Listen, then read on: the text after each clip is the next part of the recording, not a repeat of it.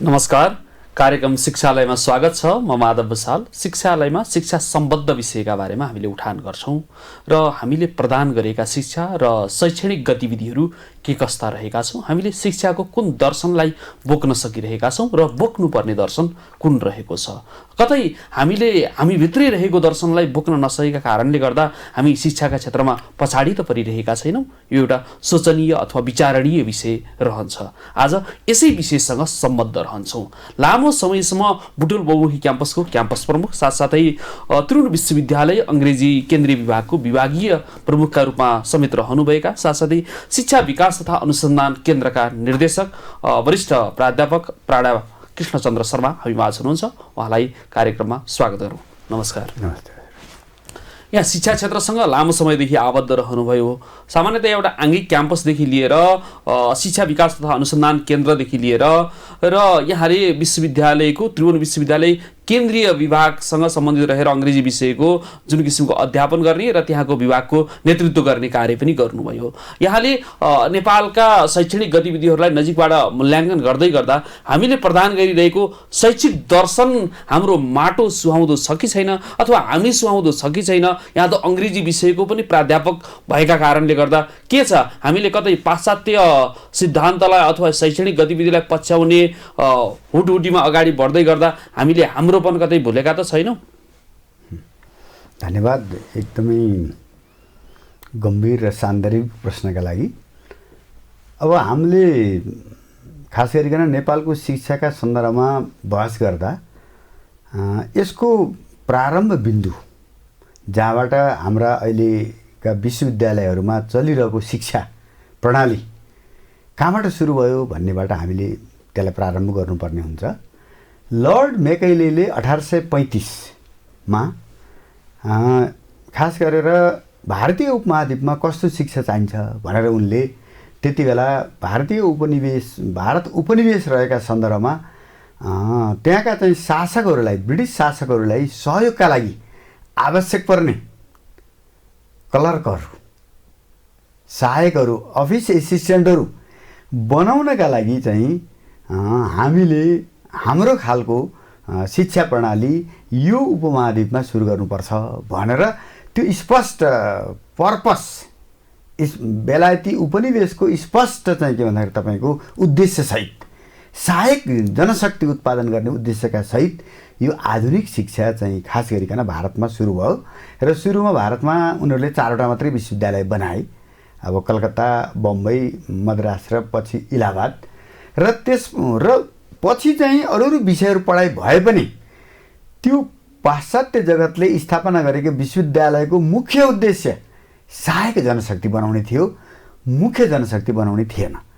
र अब नेपालमा विश्वविद्यालय प्रारम्भ हुनुभन्दा अघि हाम्रो पढाइ लेखाइ पटना विश्वविद्यालय र कलकत्ता विश्वविद्यालयसित सम्बन्धित थियो, सम्बोधन प्राप्त एकदम। हाम्रो तपाईँको स्कुल पनि, हाई स्कुल बोर्ड नबन्दासम्म तपाईँको भारतसितै सञ्चालित थियो, शिक्षामा आश्रित थियौँ हामी। एकदमै हामीले चाहिँ त्रिभुवन विश्वविद्यालय 2016 सालमा स्थापना गर्दा जो अहिले नेपालको सबभन्दा जेठो विश्वविद्यालय हो, त्यसमा 8वटा विषयहरू त्यति बेला सुरु भएका थिए सुरुमा। र ती सबै विषयहरू खास गरिकन भारतीय विश्वविद्यालयहरूमा पढाइ भइरहने र हाम्रा नेपालीहरूले पनि गएर त्यहाँ पढेर आएका सामान्य चलेका विषयहरू थिए। जस्तै उदाहरणका लागि तपाईँको चाहिँ इकोनोमिक्स, पोलिटिकल साइन्स, अब इङ्ग्लिस लिटरेचर, यस्ता विषयहरू, जस्तै नेपाली, यस्ता विषयहरू त्यति बेला सुरु भए, हिस्ट्री एन्ड कल्चर सुरु भए। र पछि वास्तवमा चाहिँ अब यो भारतका सन्दर्भमा पनि ब्रिटिसहरू आउनुभन्दा अघि शिक्षा नै नभएको त होइन नि। त्योभन्दा अघि पनि भारतीय परम्परामा, खास गरेर हिन्दू बुद्ध परम्परामा विश्वविद्यालयको अवधारणा थियो। जस्तै नालन्दा जस्ता विश्वविद्यालय, मगध जस्ता विश्वविद्यालय, तक्षशिला जस्ता विश्वविद्यालयहरू थिए। र त्यहाँनिर तपाईँ अहिले जस्तै यी शब्दावलीहरू जो विश्वविद्यालयका सन्दर्भमा हामी प्रयोग गर्छौँ, कुलपति भन्ने शब्द त तपाईँको संस्कृत वाङ्मयमा कुलपति भनेको 10,000 विद्यार्थीलाई खाने बस्ने व्यवस्था सहित सञ्चालन गर्न सक्ने क्षमता भएको आचार्य चाहिँ कुलपति हो। र आचार्य भनेको वास्तवमा प्रोफेसर हो।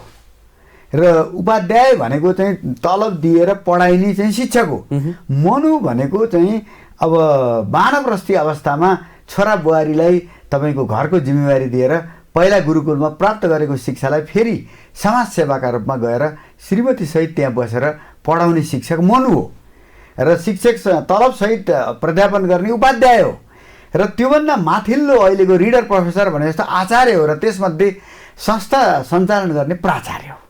र यसरी प्राचीन वाङ्मयको शैक्षिक परम्परामा हेर्ने हो भने यी सबै शब्दावलीहरूको योग्यतासित सम्बन्ध छ, क्षमतासित सम्बन्ध छ। र त्यो के भयो भन्दा भारतमा मुसलमानहरूको आक्रमणका साथसाथै 8औं शताब्दीपछि हिन्दूहरू र बुद्धिस्टहरू डिफेन्सिभ पोजिसनमा गए र उनीहरूले तथानाम चाहिँ तपाईँको चाहिँ मन्दिरहरू भत्काउने, शिक्षालयहरू भत्काउने जुन मुसलमानले काम गरे त्यसपछि यिनीहरूको त्यो विस्तारको क्रम रोकियो। हेर्नुहोस् 9औं शताब्दीबाटै र 16औं शताब्दीबाट फेरि ब्रिटिसहरूको जुन चाहिँ सुरु भयो प्रारम्भ र अब यो 20औं शताब्दीसम्म यसरी लगभग 1200 वर्ष भारतमा शिक्षा, प्राचीन शिक्षा त्यो उपनिवेशको मातहतमा चल्यो। मातहतमा तपाईँको त्यो लगभग मृतप्राय अवस्थामा गुरुकुलीय शिक्षा, प्राचीन वैदिक परम्पराको शिक्षा रह्यो र जुन नयाँ शिक्षा आयो जसले जागिर दियो, किनभने शिक्षा त जागिरसित सम्बन्धित हो नि। ब्रिटिसहरूले के भने अङ्ग्रेजी पढ्नेहरूका लागि हाम्रो विश्वविद्यालयबाट डिग्री लिनेका लागि हामी जागिर दिन्छौँ भनिसकेपछि भारतीय समाज त्यो नयाँ चाहिँ विद्यातिर आकर्षित भयो र त्यही कुरा हाम्रो समाजमा पनि राणाजीहरूले राणा पछिका जुन चाहिँ अब पछिको प्रशासनमा पनि यी विश्वविद्यालयमा पढ्नेहरूलाई अङ्ग्रेजी शिक्षाले चाहिँ जागिर प्रदान गर्ने अवस्थाका कारणबाट प्राचीन शिक्षा चाहिँ अलमोस्ट गुरुकुल परम्पराहरू मृतप्राय अवस्थामा केवल धान्य अवस्थामा मात्रै रहे र यो आधुनिक शिक्षा परम्परामा सबभन्दा समस्या के रह्यो भने अहिले पनि हालसालै एउटा हाम्रो शिक्षा स्वास्थ्य मन्त्रालयले नोटिस निकालेको छ, हजुरले ध्यान दिनुभयो भने आयुर्वेदका औषधिहरू विश्वसनीय छैनन् भनेर निकालेको छ। जबकि अध्ययन नगरिकनै सबै आयुर्वेदका औषधिमा लिड त हुँदैन नि। भने यसरी हाम्रो मानसिकता हेर्नुहोस्, त्यहाँ पनि मेडिकलमा के मानसिकता देखियो भने western medicine is reliable, eastern medicine is unreliable भन्ने छ नि। यही कुरा हाम्रो समग्र शिक्षा प्रणालीमा के रह्यो भन्दा पूर्वीय दर्शन, धर्म, संस्कृति, मान्यता, हाम्रा आस्थाहरू चाहिँ के भन्दा कमजोर छन् र त्यसबाट समग्र कुरामा हामीले पश्चिमलाई नै भर पर्नुपर्छ भन्ने लर्ड मेकैलेको आशययुक्त कुराले हामीलाई अहिलेसम्म पछ्याइरह्यो, अभिप्रेरित गरिरह्यो। त्यसले गर्दा हामीले हाम्रो संस्कृतिमा आधारित भएर, हाम्रो दर्शनमा आधारित भएर, हाम्रो परम्परामा आधारित भएर शिक्षालाई बलियो बनाउन सकेनौँ। तर भारतमा विगत केही दशक यता उनीहरूले यो कुरा बुझेर चाहिँ उनीहरूले के बुझ्यो भन्दा पोस्ट कोलोनियल जुन एउटा मुभमेन्ट आयो उसले के बुझ्यो भन्दा अङ्ग्रेजी मार्फतै अङ्ग्रेजलाई चाहिँ प्रतिकार गर्ने हो। उनीहरूको भाषा मार्फत, उनीहरूको संस्कृति मार्फत नै उनीहरूलाई प्रतिकार गर्ने हो। किनभने विश्वलाई बुझाउनका लागि त विश्वले बुझ्ने भाषामै लेख्नु पर्यो, प्रतिकार गर्नु पर्यो नि। र यसरी चाहिँ भारतमा अङ्ग्रेजी माध्यमबाट भारतीय संस्कृति, दर्शन र समग्र संस्कृत वाङ्मयको उल्था भएर पढाइ भयो। त्यसलाई चाहिँ समय सापेक्ष रूपमा चाहिँ अनुकूलन गरियो, जसले गर्दा भारतको अहिलेको शिक्षामा धेरै तहसम्म उनीहरू चाहिँ जस्तै अङ्ग्रेजीकै पढाइमा पनि इङ्ग्लिस राइटिङ इन इन्डिया होइन भनेर यसरी चाहिँ अङ्ग्रेजीमै लेख्ने, अङ्ग्रेजीकै लेखनलाई चाहिँ उनीहरूले प्राथमिकता दिएर भारतमा लेखिएको साहित्यलाई नै प्राथमिकतामा ल्याए, जुन कुरा हामीले गर्न सकेनौँ।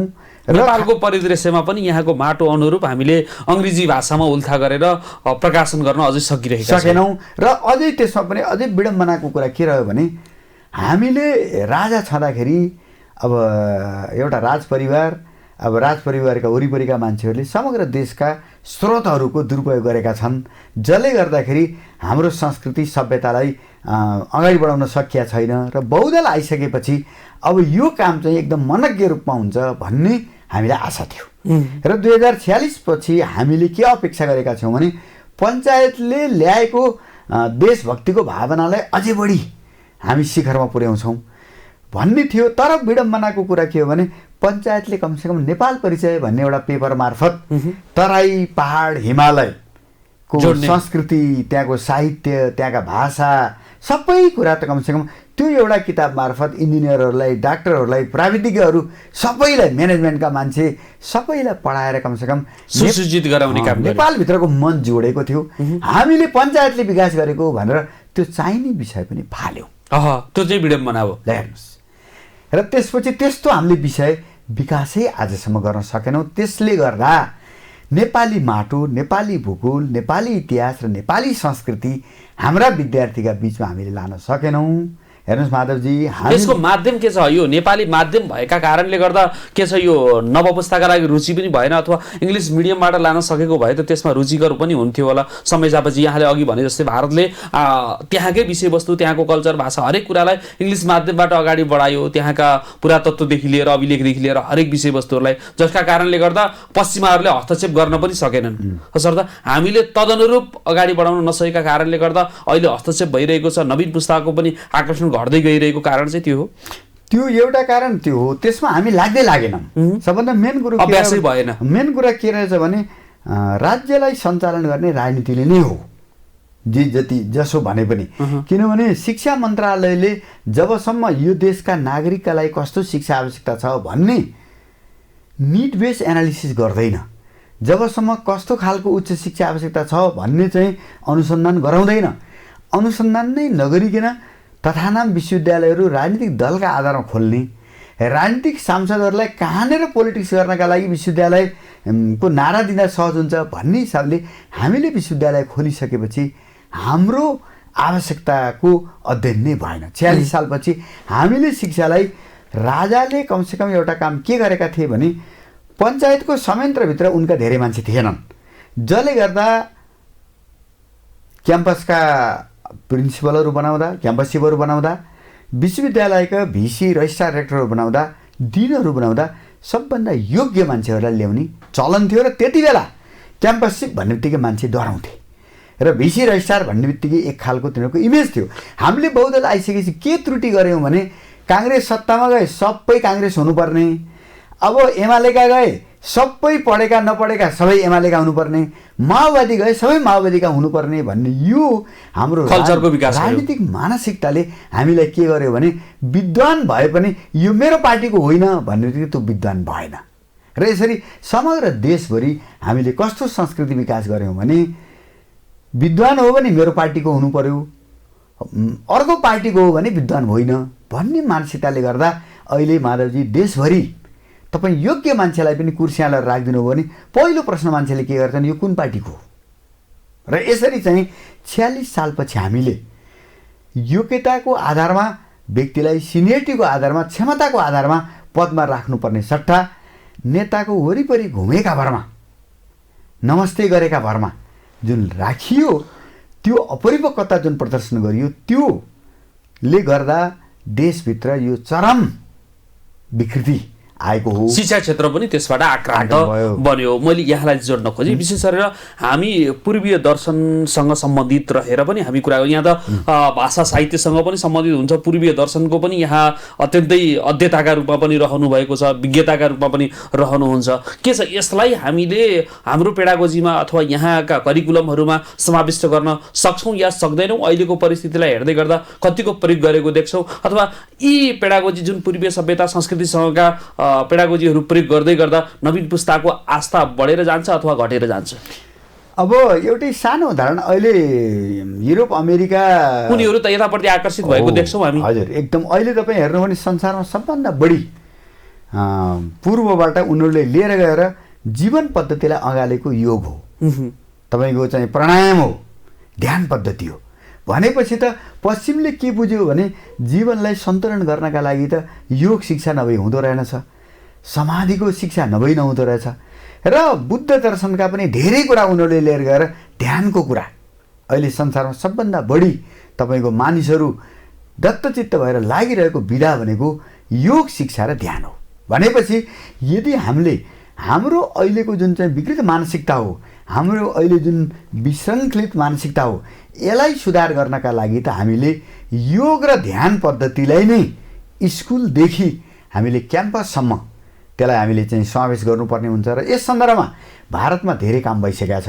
उनीहरूले अङ्ग्रेजीमा र भारतका विभिन्न भाषाहरूमा यसबारेमा धेरै ग्रन्थहरू पनि लेखिसकेका छन्। र योगका बारेमा र विभिन्न वेद वेदान्तकै बारेमा सदर्शनकै बारेमा तपाईँ हेर्नुभयो भने संसारका सबै भाषामा यति धेरै विकास भइसकेको छ। हामीले त त्यसलाई व्यवस्थित ढङ्गले हाम्रो आवश्यकता अनुसार त्यसलाई चाहिँ समायोजन गर्ने मात्रै कुरो हो। एउटा अर्को कुरो, जबसम्म तपाईँले एउटा बाल मस्तिष्कलाई आफ्नो धरतीप्रति, आफ्नो संस्कृतिप्रति, आफ्नो समाजप्रति गौरव महसुस गराउनुहुन्न, तपाईँले केवल साइन्स पढाउनुहुन्छ, म्यानेजमेन्ट पढाउनुहुन्छ भने त्यो विद्यार्थी त्यो धरतीमा बस्दैन। होइन, मैले डाक्टर साहब यहाँ जोड्न खोजेँ, अहिलेको समय यहाँले भने जस्तै भौतिकवादी चिन्तनलाई बढी मात्रामा प्राथमिकता दिनुभयो। त्यही विषयवस्तुलाई कन्टेन्टका रूपमा अथवा पाठ्यक्रम पाठ्यपुस्तकहरूमा समाविष्ट होस् भन्ने कुरा चाहना गर्छ।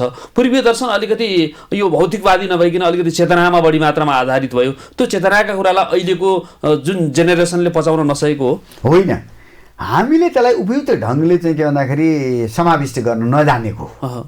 किनभने वस्तु र चेतना बिचको वस्तु र चेतनाको अन्तर सम्बन्ध छ सबै ठाउँमा, होइन?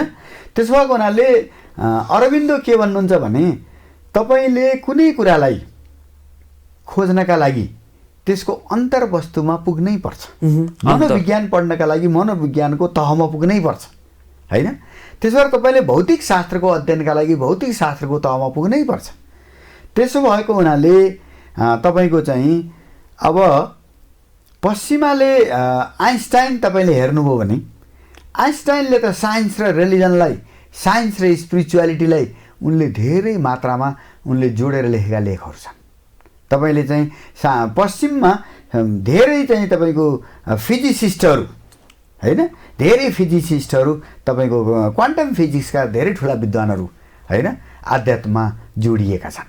त्यसो भएको हुनाले अध्यात्मको समस्या होइन। समस्या कहाँनिर हो भन्दा सबभन्दा पहिला नेपालको शिक्षाका सन्दर्भमा हाम्रो शिक्षा मन्त्रालयले कहिल्यै पनि, खास गरिकन बहुदल आइसकेपछि, हाम्रो धरती चिनाउने भूगोल, हाम्रो धरती चिनाउने इतिहास, हाम्रो धरती चिनाउने संस्कृतिका सन्दर्भमा मूल पाठ्यक्रम नै बनाएर केवल सोसल साइन्सका नाममा यता र उतिका कुरा मात्रै गर्यो र हामीले केवल चाहिँ साइन्स, म्याथ, ल्याङ्ग्वेज पढायौँ। तर हामीले हाम्रो संस्कृतिका बारेमा, इतिहासका बारेमा, भूगोलका बारेमा प्रशस्त पाठ्यक्रम पढाएर हाम्रो बाल मनलाई देशप्रति जोडेनौँ। त्यस सन्दर्भमा हाम्रो शिक्षा दर्शन तपाईँको त्रुटिपूर्ण छ। होइन, यहाँ पनि लामो समयदेखि शिक्षा विकास तथा अनुसन्धान केन्द्रको निर्देशक पनि रहनुभयो। यहाँले आफ्नो कार्यकालमा कतिको पहल गर्नुभयो त यस विषयमा, जुन किसिमको यो माटोसँग, संस्कृतिसँग, यहाँको पहिचानसँग, हाम्रो धरातलसँग, हाम्रा विभिन्न किसिमका विविधतासँग जोड्ने किसिमका विषयवस्तुलाई पाठ्यक्रम अथवा करिकुलमहरूमा, अनुसन्धानहरूमा जोड्नका लागि के कस्ता पहलहरू? हामीले चाहिँ जर्नल, एउटा शिक्षा विकास जर्नल निकाल्छौँ। हामीले त्यति बेला सकेसम्म पूर्वसित सम्बन्धित के रहेछ त, हाम्रो जस्तै पूर्वमा ज्ञान भनेको के रहेछ, शिक्षक भनेको के रहेछ, विद्यार्थी भनेको के रहेछ भन्ने सन्दर्भमा केही केन्द्रित भएर हामीले त्यति बेला केही अन्तर्क्रियाहरू चलायौँ, केही जर्नलहरू चलायौँ। अब हामी त के छ भने विश्वविद्यालय मातहतको अङ्ग भएको हुनाले विश्वविद्यालयको ब्रोडर पोलिसीलाई फलो गर्ने कुरा हो, होइन? र त्यसलाई पनि समग्र देशको शिक्षाको नीतिका सन्दर्भमा शिक्षा मन्त्रालय र अहिलेका सन्दर्भमा हायर एजुकेसनका लागि युजिसी, विश्वविद्यालय अनुसन्धान आयोगले पोलिसी बनाउने हो। यी दुईटा निकायले जबसम्म यो मुलुकको निड के हो भन्ने कुरा, यति इन्जिनियर, यति मेडिकल डक्टर, यति तपाईँको चाहिँ एग्रिकल्चर एक्सपर्ट, यति मनोवैज्ञानिकहरू चाहिन्छन् भन्ने खालको डाटा तयार पारेर त्यही अनुसारको आवश्यकता अनुरूपको विश्वविद्यालयहरू नबनाउँदासम्म र त्यही विषय जस्तै अब राजनीतिशास्त्र पढाउने, त्यही चाहिँ तपाईँको चाहिँ साहित्य पढाउने, होइन, तिनै चाहिँ पुराना विषयहरू मात्रै पढाउने विश्वविद्यालय थप्नुको त म कुनै औचित्य देख्दिनँ। जुन काम त्रिभुवन विश्वविद्यालयले गरेको छ त्यही काम गर्नका लागि अब अरू विश्वविद्यालयहरू वर्षेनी सब्नुको कुनै पनि औचित्यता देखिँदैन। पूर्वाञ्चल विश्वविद्यालय खोल्नु कुनै औचित्य म देख्दिनँ। महर्षिदेखि लिएर हरेक विश्वविद्यालय अहिले थपिरहेको हामीले देखिरहेका छौँ। मैले यहाँलाई डाक्टर साहबलाई जोड्न चाहेँ, हामी शिक्षाको कुन धरातलमा छौँ र कुन धरातलमा हुनुपर्ने हो अहिलेको अवस्थामा आउँदै गर्दाखेरि? यदि परिवर्तन भइसक्यो, राज्यले विभिन्न किसिमका परिवर्तनहरू प्राप्त गरेर आइसकेको छ, शिक्षाको क्षेत्रमा भने हामी एउटै धरातलमा रहिरहेका छौँ भन्ने किसिमका आवाजहरू उठिरहेका छौँ र यथार्थ धरातल पनि त्यही हो। र अहिलेको हामी शिक्षाको धरातल कुन हो र कुन धरातलमा हुनुपर्ने हो? शिक्षाको धरातल गीताले भने जस्तै, होइन, ज्ञानै परिसमाप्यते भन्छ नि। अह, सबै कुरालाई ज्ञानले नै निर्देशन गर्ने हो, तर कर्मको आधारमा ज्ञान हुन्छ है। ज्ञान भनेको नि कर्मद्वारा नै प्राप्त गरिने कर्म हो। त्यसो भएको हुनाले हामीले मेटेरियालिटी भन्छौँ नि, त्यो मेटेरियालिटीको पनि त तपाईँको चाहिँ ज्ञानशास्त्र हुन्छ नि। हो, त्यसो भएको हुनाले प्रत्येक विषयको ज्ञानशास्त्र हुन्छ, प्रत्येक विषयको तत्त्वमीमांसा हुन्छ होइन त। हो, त्यसो भएर हामीले एउटा बुझाउन नसकेको, हाम्रा चाहिँ राजनीतिक कर्मीहरूलाई बुझाउन नसकेको कुरा के हो भने भौतिकवाद भनेर यहाँले जे भनिराख्नु भएको छ त्यो भौतिकवादको पनि ज्ञानशास्त्र हुन्छ, त्यसको पनि अन्तर्गतमा पुग्दै गर्दा तत्त्वमीमांसा हुन्छ, भौतिकवादको पनि चाहिँ मूल्य मीमांसा हुन्छ। त्यसो भएको हुनाले ऋग्वेदको तपाईँको 10औं मण्डलको अन्तिम सूक्त तपाईँले हेर्नु भने उसले के भन्छ?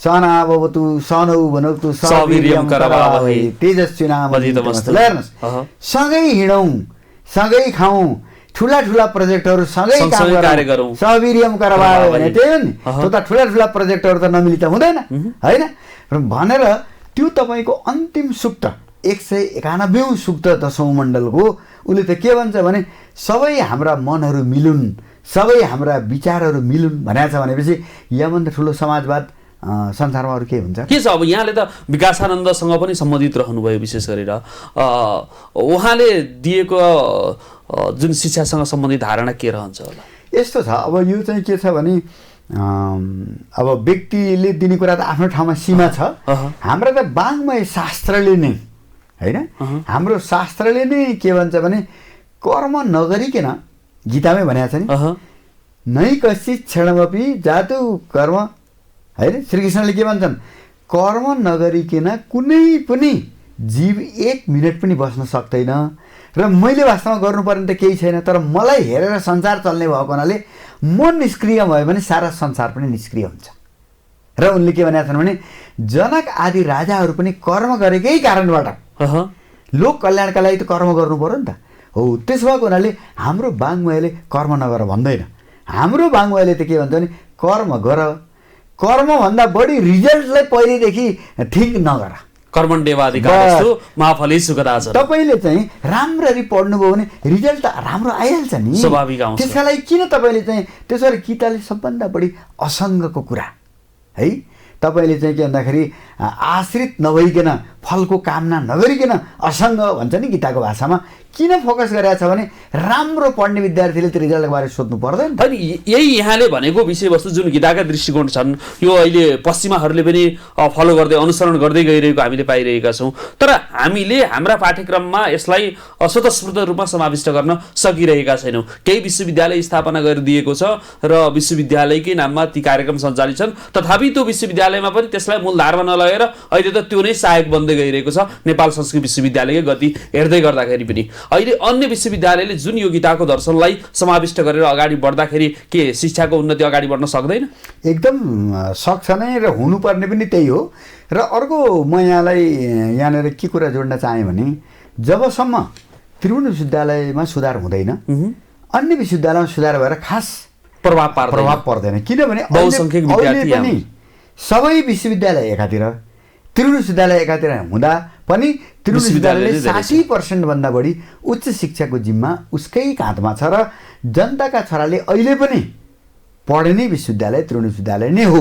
त्यसो भएको हुनाले हामीले 46 साल यता जुन नजानेर त्रुटि गऱ्यौँ, मलाई लाग्छ कि यसमा सबभन्दा हामीले सुधार्नुपर्ने मलाई लागेको पक्ष पञ्चायत छँदासम्म विभिन्न दलका जुन चाहिँ तपाईँको चाहिँ विद्यार्थी सङ्गठनहरू, शिक्षक सङ्गठनहरू, कर्मचारी सङ्गठनहरू थिए, ती सबै पोलिटिकली मोटिभेटेड थिए र पञ्चायत फाल्नु थियो, राजतन्त्रको विरोध गर्नु थियो। तर 46 सालपछि राजतन्त्र गइसकेपछि त्यसलाई चाहिँ परिवर्तन गर्नुपर्नेमा आजका मितिसम्म ती सबै तपाईँको संयन्त्रहरू, ती सबै नेटवर्किङहरू, किनभने विद्यार्थीको सङ्गठन भनेको त नेटवर्क हो, शिक्षकहरूका सङ्गठन भनेका नेटवर्क हुन्, कर्मचारीका सङ्गठन, ती नेटवर्कहरूलाई हामीले चाहिँ समयअनुसार चाहिँ परिवर्तन गरेर ती सङ्गठनहरूको, ती विश्वविद्यालयको, ती कलेजको उन्नतिका लागि हामीले लागू गर्नुपर्ने थियो, तिनलाई परिचालन गर्नुपर्ने थियो। त्यो हामीले सकेनौँ र अहिलेसम्म पनि ती सबै सङ्गठनहरू केवल पोलिटिकल मोटिभका आधारमा अब तपाईँको विश्वविद्यालयमा भिसी रजिस्ट्रार रेक्टर डिन बनाउने अब तपाईँ क्याम्पससिप बनाउनेमा छन् र अबको तपाईँले सुधार हाम्रो विश्वविद्यालयमा र नेपालका सम्पूर्ण विश्वविद्यालयमा देख्न चाहने हो भने त्यसको एउटै मात्रै औषधि के हो भने नेटवर्क नभइकन कुनै पनि संस्था चल्दैन र यी सबै विद्यार्थी सङ्गठनहरू कर्मचारी सङ्गठनहरू र शिक्षक सङ्घ सङ्गठनहरू यी सबै नेटवर्क हुन्। त्यसो भएर यो नेटवर्कमा रहेका सम्पूर्ण चाहिँ शिक्षक कर्मचारीहरू विद्यार्थीहरूले चाहिँ अब प्रत्येक क्याम्पसमा जर्नल पब्लिकेसनका लागि प्रत्येक केन्द्रीय विभागमा अब सेमिनारका लागि र शिक्षकहरूको तालिमका लागि कर्मचारीहरूको तालिमका लागि वृत्ति विकासका लागि उहाँहरूको जनशक्तिलाई परिचालन गर्नुपर्छ र त्यो गर्न सकियो भने यी सबै विश्वविद्यालयको छिटै उन्नति हुन सक्छ किनभने हामीसँग एकदमै दह्रो नेटवर्क छ। त्यसो भएर म चाहिँ सबैलाई हजुरको यो बागमती टेलिभिजन मार्फत के अनुरोध गर्न चाहन्छु भने यो विद्यार्थीको नेटवर्क कर्मचारीको नेटवर्क शिक्षकको नेटवर्कलाई हामीले अब शिक्षक तालिमका लागि सृजनशीलताका लागि प्रयोग गर्नु पर्यो अथवा प्राज्ञिक हितका लागि प्रयोग गर्नु पर्यो। एकदम यो गर्न सकियो भने उहाँहरूको उपदेयता पनि यथावत रूपमा रहन्छ र विश्वविद्यालयको तपाईँको चाहिँ परिवर्तनमा लामो समय लाग्दैन किनभने त्यो नेटवर्क हाम्रो गाउँदेखि राजधानीसम्म छ, प्रत्येक क्याम्पसमा छ।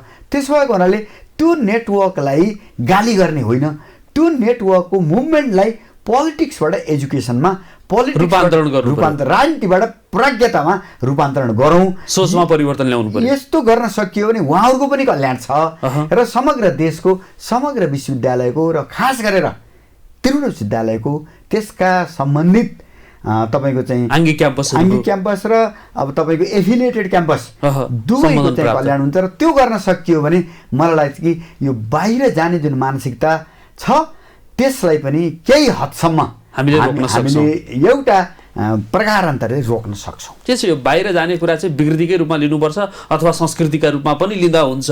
अध्ययनका लागि त अहिले विश्व नै एउटा घर भइसकेको छ। शिक्षालय अथवा विभिन्न किसिमका विश्वविद्यालयहरूका गतिविधिहरूसँग हरेक व्यक्तिहरू अहिले परिचित छ स्वदेशमा बसेर पनि, र त्यहाँ रहेका गतिविधिहरू पनि का बारेमा पनि उनीहरू त जानकार हुन पाउँछन् नि त एक किसिमले भन्नुपर्दा। अब त्यो कुरालाई हामीले रोक्नु नै पर्छ भन्ने मानसिकता राख्ने अथवा आफ्ना विश्वविद्यालयमा चलाएका गतिविधिहरू चलायमान बनाउनु पर्ने, समय सापेक्ष बनाउनु पर्ने, उत्पादनमूलक बनाउनु पर्ने, व्यावहारिक बनाउनु पर्ने र यहाँका स्रोत र साधनलाई प्रयोग गर्ने किसिमका बनाउनु पर्ने, त्यतातर्फ ध्यान दिनुपर्छ। होइन यस्तो हो, नयाँ विषयका सन्दर्भमा नयाँ ज्ञानका सन्दर्भमा हामीसँग विकास नभएका ज्ञानका सन्दर्भमा हामीले विदेशसँग नै सिक्ने हो। त्यसो भएको हुनाले जस्तै पाश्चात्यहरूले अहिले हामीसँग सिक्दैछन् केही कुरा हो, हामीले चाहिँ ज्ञान विज्ञानको कुरा उनीहरूसँगै सिक्ने हो, साइन्स एन्ड टेक्नोलोजीको कुरा उनीहरूसँगै सिक्ने हो, रिसर्च मेथोडोलोजीको कुरा उनीहरूसँगै सिक्ने हो। किनभने 20वीं शताब्दीमा अमेरिकाले जति रिसर्च मेथोडोलोजी डेभलप गर्यो किनभने उनीहरूसँग बजेट थियो, त्यो सबै संसारले अहिले प्रयोग गर्ने सबै अनुसन्धान पद्धति क्वान्टिटेटिभ क्वालिटेटिभ मिक्स मेथडका कुरा तपाईँको चाहिँ के भन्दाखेरि स्टाइल सिटका कुरा एपिएमएलए सिकागो स्टाइल सिटका कुरा यो सबै अमेरिकन हो। त्यसबाट हामीले रिसर्चको मेथडलाई उनीहरूको आधार नलिई सम्भव छैन, रेफरेन्सका कुराहरूदेखि लिएर हरेक कुराहरू एकदम।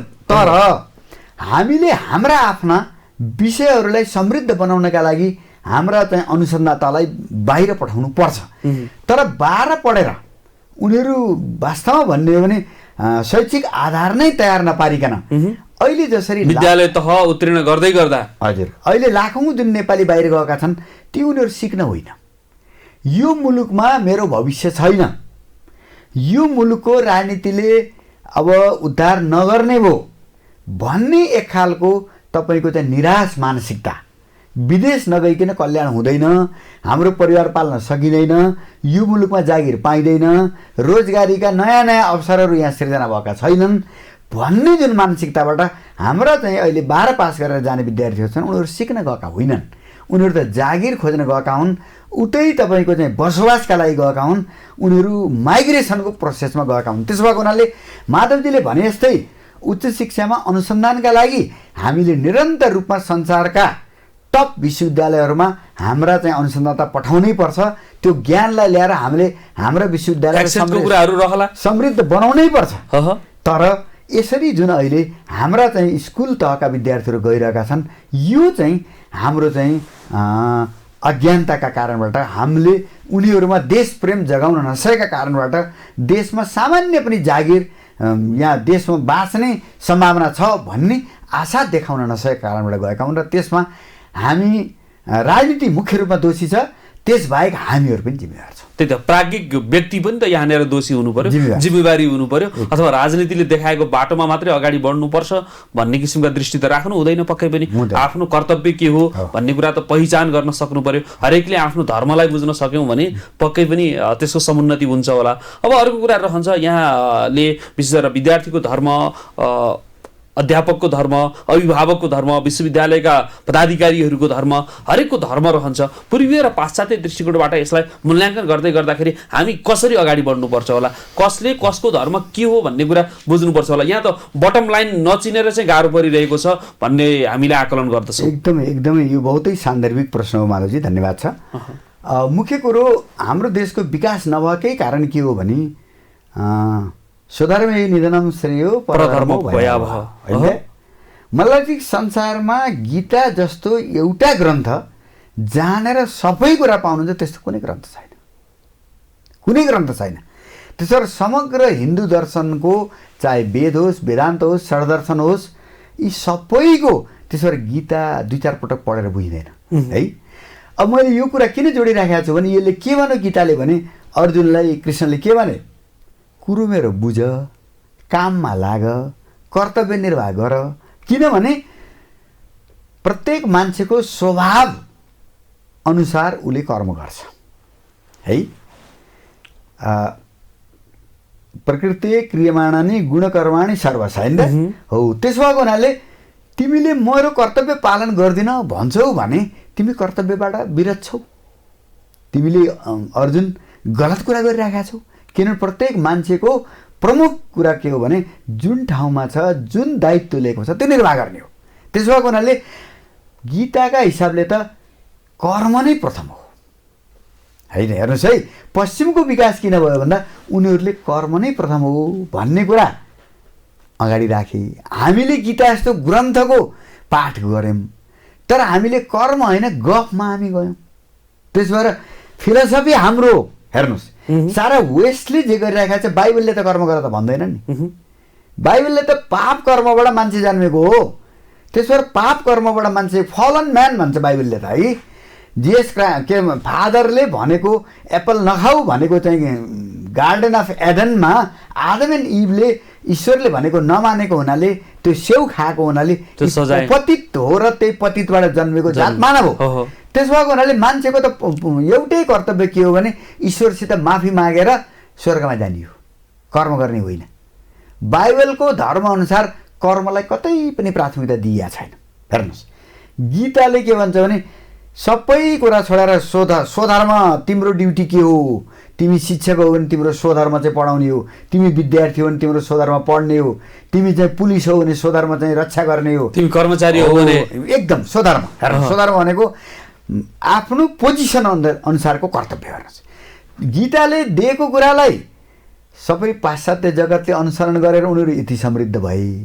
हामीले गीता पाठ गऱ्यौँ, हामीले बाइबललाई अनुसरण गऱ्यौँ भनेपछि यहाँनिर मिलेन। हामी त के छ भने हाम्रो दर्शन एकातिर, हाम्रो व्यवहार एकातिर। त्यसो भएको हुनाले पहिलो कुरो त प्रत्येक साउथ एसियनमा, नेपाली मात्रै भन्दैन, प्रत्येक साउथ एसियनले कर्मलाई पहिलो चाहिँ के भन्दा थानमा राख्ने बित्तिकै यी जुन विसङ्गतिहरू हाम्रो ठाउँमा आएका छन्, हाम्रो पोलिटिसियनले पनि त तपाईँको 46 सालपछि अहिलेसम्म आफ्ना कार्यकर्तालाई कुनै सिप सिकाएर भाषण गर्न मात्रै सिकाए, लेबी चन्दा लिएर ठगेर खान सिकाए, जसका परिणामस्वरूप नयाँ आउने पार्टीले पनि पुराना पार्टीबाट के सिके त?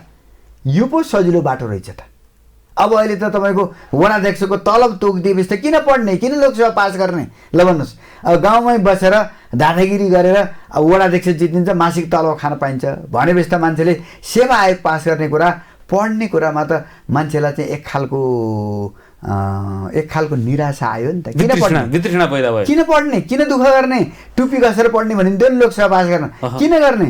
अब सेक्सन अफिसर हुन्छ, त्यसलाई गाउँको एउटा नपढेको चाहिँ वडाध्यक्षले नचाउँछ, एउटा चाहिँ सांसदले नचाउँछ भनेपछि हामीले राजनीतिक कर्मीलाई जुन मासिक तलब दिने काम गऱ्यौँ नि, यो पनि पञ्चायत पछिको एउटा त्रुटिपूर्ण राजनीतिलाई विकृत बनाउने हामीले गरेको निर्णय हो जस्तो मलाई लाग्छ। किनभने यो शिक्षाबाटै यो गाइड छ, हामी अलिकति यो विषयमै केन्द्रित हुन चाहे मैले विशेष गरेर शिक्षाका जुन किसिमको मैले अध्यापकको कुरा गरेँ, शिक्षालाई निराशा बनाउनेमा यो निर्णय पनि जिम्मेवार छ। किनभने शिक्षा पढेर बेसरी कसिएर मेहनत गरेर लोकसेवा पढ्ने, इन्जिनियरिङ पढ्ने, अब तपाईँ शिक्षा सेवा पास गर्ने मान्छेलाई के भयो भन्दा हामीले यति दुःख परेर तलब खाने, यिनीहरूले दुःखै नगरिकन हल्लाका भरमा चाहिँ हामीले भन्दा बढी सुविधा प्राप्त गर्ने भनेपछि त पढ्ने मान्छेलाई त निराशा आयो नि त।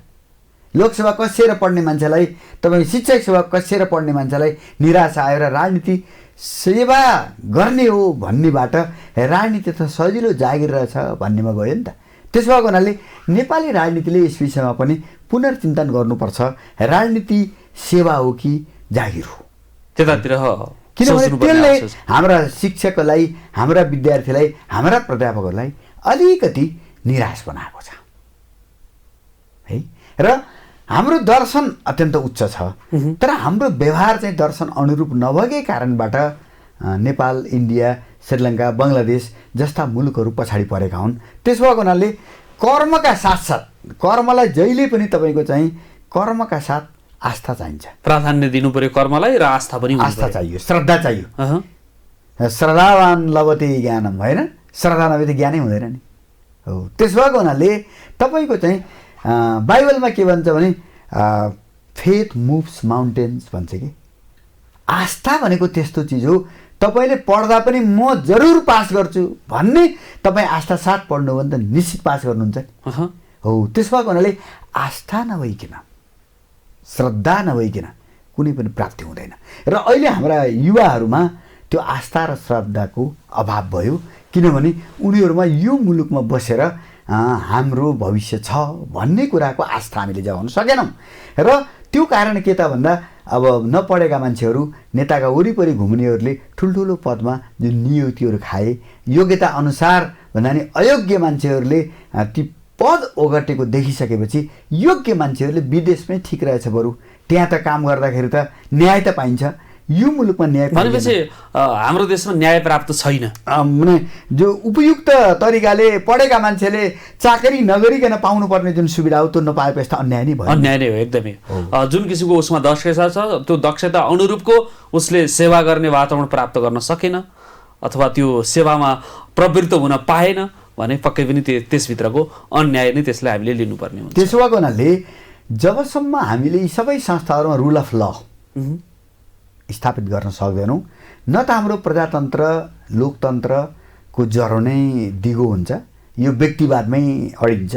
त्यही छ, मैले डाक्टर साहबलाई यहाँ जोड्न चाहेँ, विद्यालय तहमा दिने शिक्षा र विश्वविद्यालय तहमा दिने शिक्षा बिचको अलिकति यो ग्यापका कुराहरू रहन्छन्, तह बिचको भिन्नताका कुराहरू रहन्छन्। यसमा पनि राज्य अथवा शिक्षाका क्षेत्रमा कार्य गर्ने व्यक्तित्वहरू अलिकति सुसूचित नभइकन पाठ्यक्रम तर्जुमा गर्नुभएको छ भन्ने आवाज उठेको छ। के छ यो अलिकति कुन लेभलका लागि कस्तो किसिमको पाठ्यक्रम तर्जुमा गर्नुपर्ने हो, यता पाठ्यक्रमतर्फ पनि फर्किनुपर्ने अवस्था आएको छ भन्ने किसिमको आवाज उठिरहेका छन् नि।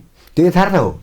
हामीले पञ्चायतपछि जसरी समसामयिक रूपले संसारमा ज्ञानको जुन नयाँ नयाँ लहरहरू आएका छन् त्यसलाई समावेश गरेर जसरी कोर्सहरू बन्नु पर्थे, त्यस विषयमा शिक्षा मन्त्रालयले काम गर्न सकेन। त्यसको पछाडि फेरि राणाकालदेखि नेपालका सन्दर्भमा एउटा समस्या के रह्यो भने जो कुर्सीमा जान्छ त्यो चाहिँ जङ्गबहादुर, र अहिले पनि जो मान्छे कुर्सीहरूसँग ती जङ्गबहादुर नै हुन्।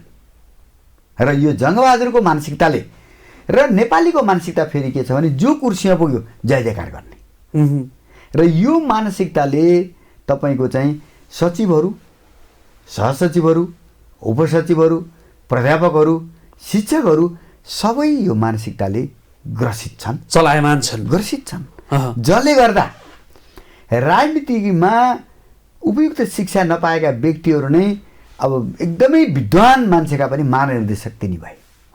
बाटो उल्टो भयो नि त। पोलिटिकल मान्छेहरूलाई विद्वानहरूले मार्गनिर्देशन गर्नु पर्थ्यो, पदका लोलुपताका कारणबाट उनीहरू गएर हात जोड्ने भए, हजुर केही पाऊँ भन्ने भए, केही दिने भएछ त उसले अनुवृत्त गर्ने भयो नि त। हो, त्यसो भएको हुनाले विद्वानहरूमा जुन यो पदप्रतिको लोलुपता जाग्यो, त्यसले गर्दाखेरि उहाँ यो क्षेत्र नै अलिकति प्रदूषित बन्यो। एकदमै एकदमै। र त्यसो भएको हुनाले पोलिटिसियनले के बुझेनन् भने अब यो उच्च शिक्षा भनेको मेरो पार्टीको सदस्य हुँदैमा त्यो उच्च शिक्षाको प्राज्ञ हुँदैन भन्ने कुरा हाम्रा नेताहरूले बुझ्न सक्नु भएन र हामीले बुझाउन सकेनौँ। त्यसमा कुरालाई अबको सुधार भनेको त के हो भने पहिला कुरा राजनीतिका जङ्गबहादुरहरू है प्रथम पुरुषहरू उहाँहरूले के कुरा चाहिँ स्पष्ट बुझ्नै पर्ने हुन्छ भने शिक्षामा कमसेकम इन्टरभेन्सन, कमसेकम हस्तक्षेप र आफ्ना पनि जति पनि ती चाहिँ नेटवर्कहरू छन् ती सबैलाई तपाईँहरू आफ्नो पेसागत उन्नतिका लागि लाग्नुहोस्। शिक्षकहरू हुनुहुन्छ भने शिक्षकको अब अध्ययन अध्यापनका लागि, तालिमका लागि, अब लेखनका लागि तपाईँहरू लाग्नुहोस् भनेर जबसम्म राजनीतिक दलहरूले यो चाहिँ कुरा राख्नुहुन्न तबसम्म हाम्रो चाहिँ यो क्षेत्र सुध्रिनेवाला छैन। त्यस भएर सबभन्दा पहिला म के अनुरोध सबैलाई गर्न चाहन्छु भने नेटवर्क जरुरी छ, चाहे त्यो विद्यार्थीको नेटवर्क, शिक्षकको नेटवर्क, कर्मचारीको नेटवर्क। त्यो नेटवर्कलाई अब पोलिटिक्स होइन, त्यो नेटवर्कलाई एकाडेमिक्सतिर, पब्लिकेसनतिर, राइटिङतिर, ट्रेनिङतिर फर्काउनु पर्यो। त्यसो गर्न सकियो भने त्रिभुवन विश्वविद्यालय लगायत सम्पूर्ण विश्वविद्यालयहरू सुध्रिन्छन् र जहाँसम्म नाम राखेर मात्रै संस्कृति बोकिन्छ भन्ने होइन, संस्कृत नाम राखेर संस्कृति बोकिँदैन। त्यस्तो हुने भए भारतमा सम्पूर्ण संस्कृत विश्वविद्यालय छँदै थियो। मनमोहन मालवीयले बनारस हिन्दू विश्वविद्यालयमा संस्कृतका सबै विषयको फेरि अलग्गै पढाइ गर्नु पर्ने त्यो आवश्यकता पर्थेन। उहाँले के देख्नुभयो भने पण्डितहरूलाई सुधार्न सकिँदैन। उहाँहरू जातीय चिन्तन, अब त्यो उच नीच, छुवाछुत, त्यो भावनाबाट उहाँहरू उम्कन सक्नुहुन्न। विभिन्न आधारमा विभेद गर्ने एउटा परिपाटी उहाँहरूभित्र छ। ज्ञान त सबैका लागि, केमिस्ट्री पढ्नका लागि, इन्जिनियरिङ पढ्नका लागि, मेडिसिन पढ्नका लागि त त्यहाँ कुनै जातपात हुन्छ र? पक्कै पनि हुँदैन। हो, फेरि संस्कृतमा किन हुने हो? जब तपाईँले पाश्चात्य कुनै पनि ज्ञानका लागि, सबै मानव जातिका लागि त्यो ओपन छ, मुस्लिम होस् कि क्रिस्चियन होस् कि हिन्दू होस् कि बुद्धिस्ट होस् भने हाम्रो वाङ्मय जानेर गीतामै कृष्णले त म गुण कर्म विभाग छ भनेको छ नि त। मैले त स्किलका आधारमा चाहिँ विभाजन गरे हो। पढेको मान्छे बाहुन, प्रशासन गर्ने क्षेत्री, अब इकोनोमिक एक्टिभिटिज गर्ने चाहिँ के भन्दाखेरि वैश्य, र अब यो स्किल नराखेर सर्भिस गर्ने मान्छे शूद्र बनाएको हो नि त। शूद्र भनेको हाम्रो गुण कर्म विभाग जन्मजात त होइन नि। त्यसो भएको हुनाले हाम्रो शूद्र भनेको दलित होइन, यो रङ इन्टरप्रिटेसन हो। दलित भनेको त अङ्ग्रेजीको मार्जिनलाइज्ड, एक्सप्लोइटेड भन्ने शब्दको तपाईँको चाहिँ भारतीय संविधान निर्माता अम्बेडकरले उल्था गरेका हुन्। दलित भन्ने शब्द अम्बेडकरको देन हो। त्यसो भएको हुनाले शूद्र भनेको त हाम्रोमा जन्मना जायते शूद्र हो नि, कर्मणादि जो उच्चते हो। तपाईँको स्किल, कुनै पनि स्किल विकास नहुँदासम्म त्यो चाहिँ के भन्दा शूद्र हो। शूद्र भनेको अनस्किल्ड पर्सन भनेको। त्यसो भएको हुनाले हाम्रा अहिलेका दलितहरू त सबै ब्राह्मण हुन् नि त, किनभने थियरीको पाटो वेद पढ्नेहरूले लिए, त्यो थियरीको पाटो भयो। त्यसका आधारमा कपडा सिलाउने, जुत्ता सिलाउने, तपाईँको भाँडा बनाउने, यो त टेक्नोलोजी हो नि त, प्रविधिसँग हो। त्यसो भएर साइन्स र टेक्नोलोजीको त इन्टर रिलेसनसिप छ भने जस्तै वेद वेदान्त षड्दर्शन त्यसको थियोरिटिकल पार्ट हो। तपाईँको कपडा सिलाउने, जुत्ता सिलाउने, भाँडा बनाउने भनेको त्यसको टेक्नोलोजीको पार्ट हो। त्यसो भएको हुनाले वेदकै शुल्ब सूत्रहरूमा, शुल्ब सूत्र ग्रन्थहरूमा, तपाईँको चाहिँ कयौँ चाहिँ ब्राह्मण ग्रन्थहरूमा, आरण्य ग्रन्थहरूमा त अब यो इन्जिनियरिङको कुरा, अनि चाहिँ जियोमेट्रीका कुराहरू छन् नि त। त्यसो भएको हुनाले ग्रन्थले कतै पनि यो समाजलाई भेदभाव गरेको छैन, यो हामीले गऱ्यौँ। त्यसो भएको हुनाले यो कुरालाई हिन्दूहरूले जबसम्म राम्ररी बुझाउन सक्दैनन् तबसम्म यो गाली खाने कुरा बन्द हुँदैन है। मैले यहाँलाई जोड्दैछु, विशेष गरेर यहाँ त अङ्ग्रेजीको प्राध्यापक रहनुभयो, संस्कृति र त्यत्तिकै आस्था राख्नुहुन्छ। के छ त्यो अङ्ग्रेजी विशेष गरेर यहाँले आवश्यकताले अध्ययन गर्नुभयो अथवा त्यो परिवेशले अध्ययन गर्न आतुर बनायो त्यो समयमा पनि, अथवा के रहन्छ? फेरि संस्कृतको अनुयायी पनि रहनुभएको छ। अहिले जुन किसिमका नवपुस्ताहरू त संस्कृतप्रति त्यति आस्था राख्नुहुन्न, अथवा यो संस्कार संस्कृति भनेको अलिकति फरक पाटो हो भन्ने कुरा गर्नुहुन्छ। के छ यहाँको भोगाइलाई? यहाँ त लामो समयदेखि अङ्ग्रेजीको विभागीय प्रमुख पनि रहनुभयो। हजुर, मैले त 37 वर्ष अङ्ग्रेजी पढाएँ है। मैले वास्तवमा चाहिँ अब हामी सांस्कृतिक परिवारकै मान्छे हौँ, तर हामीलाई यो हाम्रो परिवारका कारणबाट म पछिल्लो चरणमा यतातिर लागेको होइन स्पष्ट रूपमा। मैले खास गरेर पश्चिमा साहित्यकारहरू Emerson, Walden Thoreau, T S. Eliot, W B H, Schopenhauer, यी पश्चिमा ठुला विद्वानहरू पढ्दा यी त जम्मै गीता पो पढ्न थाले त। शोपेनहावरले उपनिषद पढे, उनले भने मेरो जिन्दगीको सबभन्दा मैले प्राप्त गरेको अनन्त ज्ञान त उपनिषदमा रहेछ, त्यसो भएर म नमर्दासम्म म 1 घन्टा उपनिषद पढ्छु र मैले यसमा जस्तो आनन्द मैले केहीमा प्राप्त गर्दिनँ भने इमर्सनका जति पनि अङ्ग्रेजी कविता छन् गीताको दोस्रो अध्यायको जुन चाहिँ साङ्ख्य योग छ, ठ्याक्कै त्यो साङ्ख्य योगका अब चाहिँ नजायते म्रियते वा कदाचित भन्ने नै श्लोकका आधारमा ओभरसोल भन्ने कविता हेर्नुहोस्, न आत्मा मर्छ न जन्मिन्छ भन्ने इमर्सनका धेरै चाहिँ लेखन चाहिँ गीतामा आधारित छन्। भनेपछि पश्चिमाहरू यतातर्फ बढी मात्रामा अनुप्राणित हुँदै गए, यहाँ पनि किन भयो भनेर म चाहिँ अब उनीहरू पढ्दा त होइन, यो त हाम्रो त हामीले जसरी बुझ्यौँ यो पूजापाठ गराउने शास्त्र, छुवाछुतको शास्त्र, विभेदको शास्त्र, समाजलाई तलमाथि पार्ने शास्त्र भनेर पो हामीले बुझेका थियौँ त। कुरो त यस्तो रहेनछ नि त। भनेपछि यहाँ जरुर केही छ भनेर फेरि म वाल्डेन र थरो, टी.एस. इलियट र चाहिँ डब्ल्युबी.एच र शोपेनहावर पछि फेरि म फर्केर मैले चाहिँ फेरि गीता पढ्न थालेँ, फेरि मैले सरदर्शन पढ्न थालेर मैले यसपछि यो दोस्रो चरणमा मलाई एउटा फाइदा के भयो भने यी सबै संस्कृत वाङ्मयहरू अङ्ग्रेजीमा अत्यन्त घनीभूत रूपमा उल्था भएका छन्।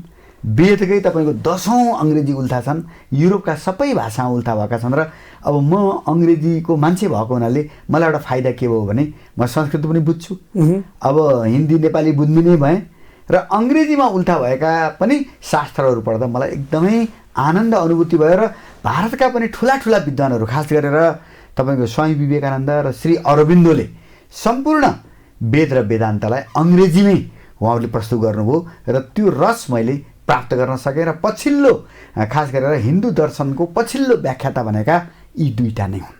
र त्यसपछि गोपीनाथ कविराज, तन्त्रका बारेमा गोपीनाथ कविराज, वेदान्तका बारेमा स्वामी विवेकानन्द र वेदका बारेमा श्री अरविन्द, उहाँहरू सबैले अङ्ग्रेजीमा गरे हुनाले म के भन्छु भने यो मलाई सुन्नुभएकाहरूलाई भाषा शास्त्रका लागि बाधक छैन, भाषा सहायक छ। अङ्ग्रेजीले त हामीलाई संसारभरि वेदलाई कसरी हेर्दा रहेछन्, वेदान्तलाई कसरी हेर्दा रहेछन्, गीतामा त 100 भन्दा बढी अङ्ग्रेजीमा उल्था छ, 100 भन्दा बढी है। त्यसो भएको हुनाले यी त हामीलाई सहयोगी छन्। र त्यसो भएको हुनाले नेपालमा अब हामीले एक नर्सरीदेखि पिएचडीसम्मका कोर्सहरूमा हामीले हाम्रा खास गरेर वेद र वेदान्तलाई, गीतालाई मुख्य रूपमा जोडेर लान सकियो भने र योगलाई जोडेर लान सकियो भने मात्रै हाम्रो यो चाहिँ जुन निराश मानसिकता हो, त्यो निराश मानसिकता त्यो गीतामा जसरी विषाद योगलाई श्रीकृष्णले चिर्दै अन्तिममा लगेर अब म जे पनि गर्न तयार छु भन्ने मानसिकता तयार भएको थियो गीतामा, हामीले अहिलेको युवाको मानसिकता अर्जुनको जस्तै हो, निराश छ, हतियार फालेर अब म लड्दिनँ, म चाहिँ केही काम गर्दिनँ भनेर जसरी अर्जुन निराश भएका थिए हाम्रा युवाहरू अस्ट्रेलिया, क्यानाडा, अमेरिका मात्रै हो भन्ने अवस्था त्यही हो।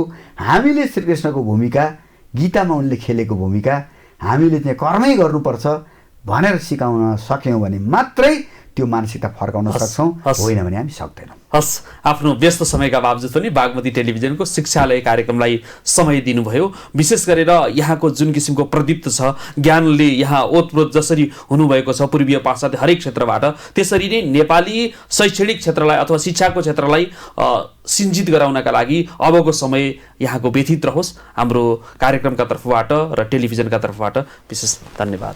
धन्यवाद। मैले त रिटायर हुँदाखेरि नै के लेखेको थिएँ स्ट्याटसमा भने अबको जीवन भनेको वेद वेदान्त, योग र तन्त्र अध्ययन र साधनामा बिताउने छु भनेको छु। र मैले यसलाई नेपाली युवा, नेपाली मानसिकतालाई कसरी उठाउनका लागि यो मेरो विद्या प्रयोग गर्न सकिन्छ भन्नेमा पनि मेरो विशेष चाहना रहनेछ र म यसमा लाग्नेछु।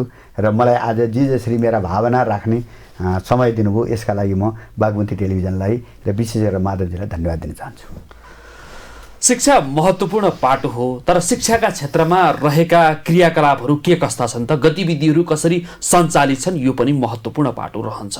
हामीभित्र अथाह ज्ञानका सागरहरू हुनुहुन्छ र ती सागरहरूले आफ्ना बुद्धि र विवेक अझ भरपुर मात्रामा प्रयोग गर्न पाउनु भएको छैन। हाम्रो एउटा जुन किसिमको मेकानिजम छ त्यो मेकानिजममाथि प्रश्न उठिरहेको छ, त्यसमा सुधार हुनु आवश्यक छ।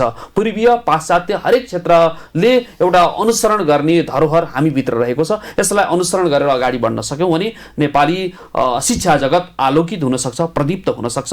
आजको कार्यक्रममा लामो समयसम्म शिक्षासँग सम्बन्धित रहनुभएका विशिष्ट व्यक्तित्व प्राडा कृष्णचन्द्र शर्मा हामीमाझ रहनुभयो। आगामी अङ्कमा फरक व्यक्तित्वसहित पक्कै पनि शिक्षालय कार्यक्रम लिएर उपस्थित हुने नै छौँ। तबसम्मका लागि प्राविधिक कक्षका मित्रहरू र म कार्यक्रम प्रस्तुता कार्यक्रमबाट बिदा हुन चाहन्छु।